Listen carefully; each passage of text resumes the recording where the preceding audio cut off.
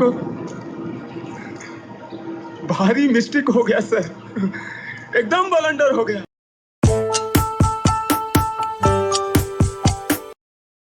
Hello दोस्तों, आज मैं मार्वल की एक short movie werewolf by night जो परसों ही डिज्नी प्लस हॉटस्टार पे रिलीज़ हुई है उसे एक्सप्लेन करूंगा। तो बिना एक भी सेकंड वेस्ट किए चलिए वीडियो शुरू करते हैं। स्टार्टिंग में हमें मार्वल का लोगो दिखाया जाता है जो थोड़ा horror and black and white tone में पूरी मूवी को सेट करता है।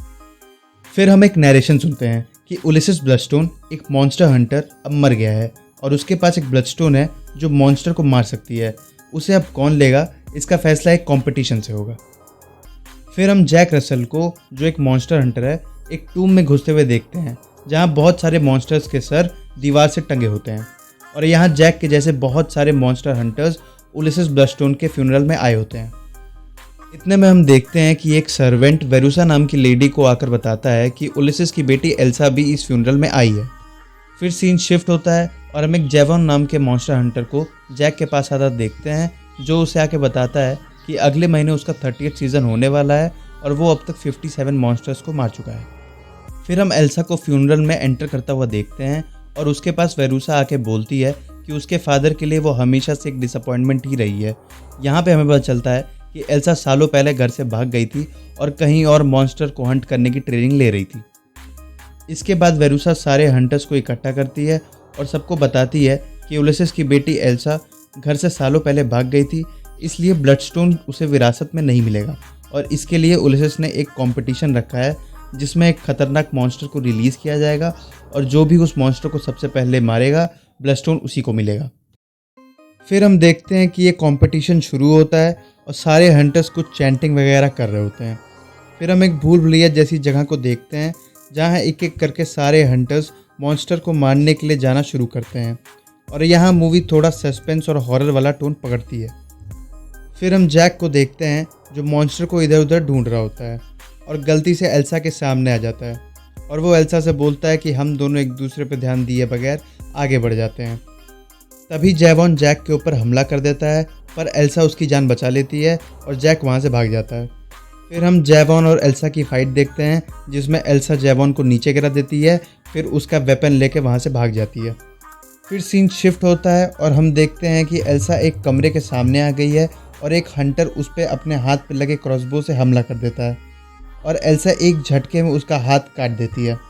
फिर उन दोनों के बीच में फाइट होती है जहाँ एल्सा जख्मी हो जाती है, मगर एल्सा हंटर का कटा हुआ हाथ उठाती है और हंटर को उसी के क्रॉसबो से मार देती है। फिर हम दूसरी तरफ देखते हैं कि मॉन्स्टर ने जैक को पकड़ लिया है और यहाँ हमें पता चलता है कि जैक यहाँ ब्लडस्टोन पाने नहीं बल्कि मॉन्स्टर जो उसका दोस्त है उसे यहाँ से छुड़ाने आया है और जैक उसे बताता है कि वो एक बॉम्ब लेके आया है जिससे वो दोनों यहाँ से भाग सकते हैं।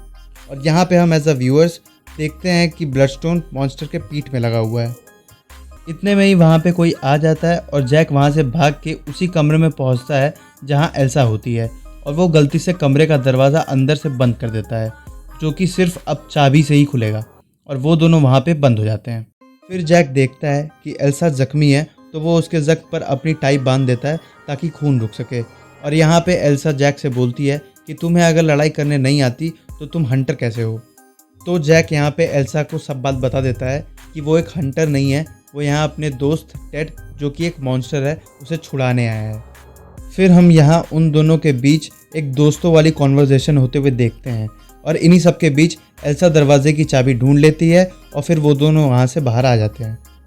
बाहर आके दोनों एक प्लान बनाते हैं कि जैक एक दीवार को बॉम्ब से उड़ा देगा और एल्सा मॉन्स्टर को उसके पास ले आएगी जिससे वो दोनों यहाँ से भाग सकते हैं और इसके बदले जैक को ब्लडस्टोन एल्सा को देना होगा और फिर दोनों अपने अपने काम के लिए यहाँ से निकल जाते हैं।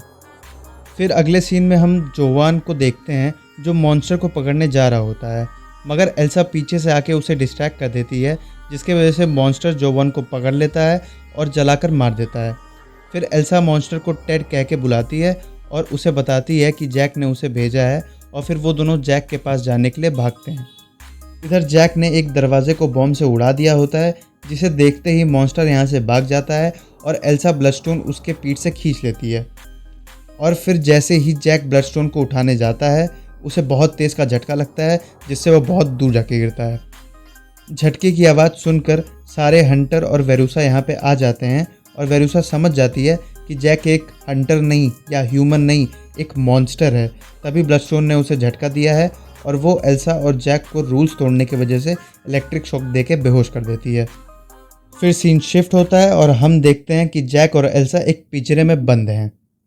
यहाँ जैक उठते ही एल्सा से माफ़ी मांगता है कि उसकी वजह से वो भी यहाँ पे फंस गई है, मगर एल्सा उस पर बहुत नाराज़ होती है कि उसने उसे पहले ही सारी बातें क्यों नहीं बता दी। तो जैक यहाँ कहता है कि वो लोगों को मारता नहीं है, उसके अंदर का एक जानवर है जो लोगों को मारता है और वो सिर्फ फुल मून को ही मॉन्स्टर में बदलता है, जो कि 5 दिन बाद है।